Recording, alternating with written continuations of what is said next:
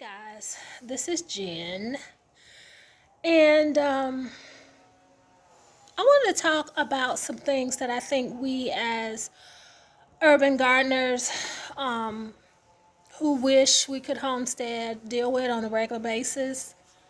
I This is just going to be a talk. This is just me sharing my thoughts. I don't know what I'm going to call this video, but um, I'm discouraged. I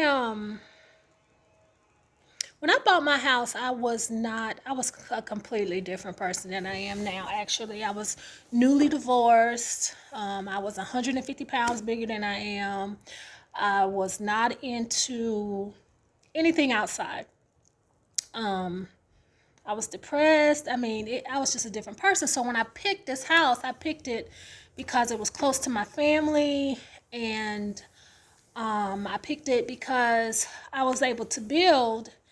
What's so ironic is cheaper. It was cheaper for me to build than buy already existing, because when I built, I moved in with my parents. I saved up for my down payment while they were building, and you get all these incentives in new neighborhoods with financing and all that stuff. So, I'm very blessed to have my home. But there are some things. I have a HOA, so that limits me from doing certain things. But at the time, those things were not things that I had even considered doing.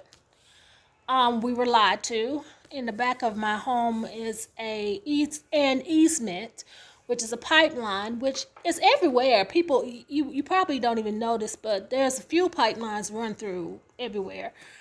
But you can put a you just can't put permanent structures over it.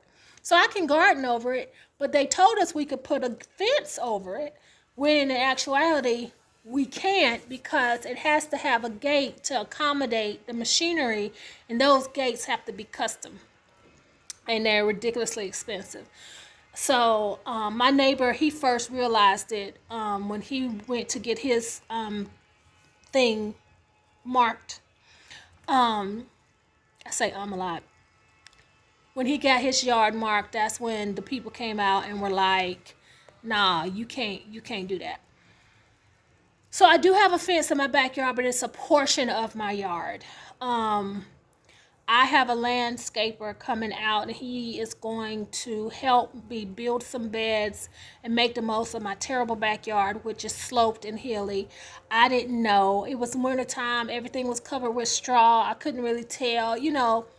People suck. Anyway, COVID hit, and my job closed. Thankfully to God, we didn't lose our jobs, but we had to go home for a period of time. And at home, I was uncertain. I wasn't sure if I was going to have a job. I was nervous. Being single, you're alone. I have kids, but I have them every other week. So I was literally alone a lot of the time. And I started gardening, and it saved me. Um, and I'm good at it. I've only been gardening, this month is a year, and I have harvested four different harvests. I did a spring, did a harvest, planted again, did a harvest, planted again, did a harvest, and planted again, and now I'm about to do a harvest and start my spring. So I've grown year round. And I so much want a homestead. I so much want chickens. I so much want goats. So I'm very discouraged because I was watching Joe Robinette, not Joe Robinette, Joe is it Robinette? No, that's another guy I watch. Anyway, there's a guy who's doing a movie about homesteading, and I really enjoy watching those movies. He has a YouTube channel, but he obviously has resources. He has 10 acres, I think. Um, and the kind of things that they do, he has resources. I don't know if he has another job he does, or if I don't know how he sources, but he has money. And it's nice to look at things like that. It's very nice to look at those things, but I want to look at something I can actually do.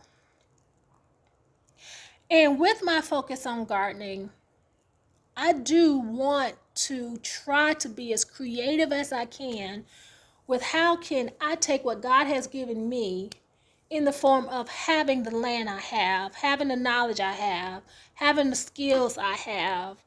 I think I've inherited something from my grandmother. She and my grandfather were farmers. Her parents were farmers.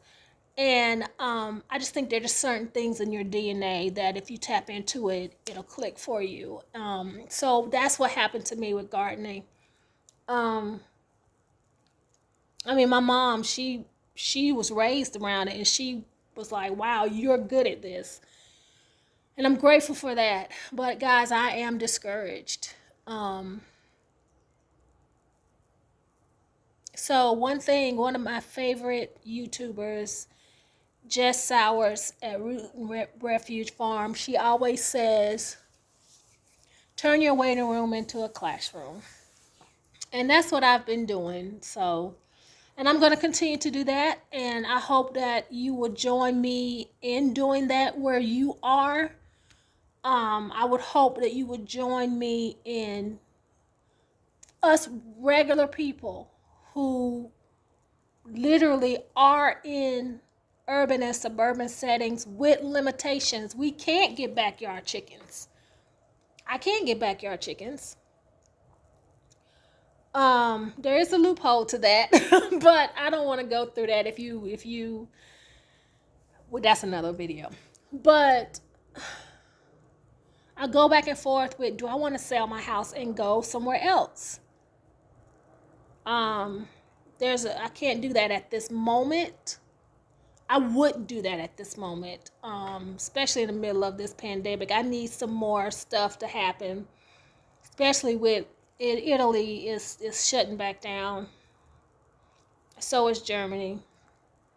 And, they're talking about a new variant and all that stuff. So this ain't the time.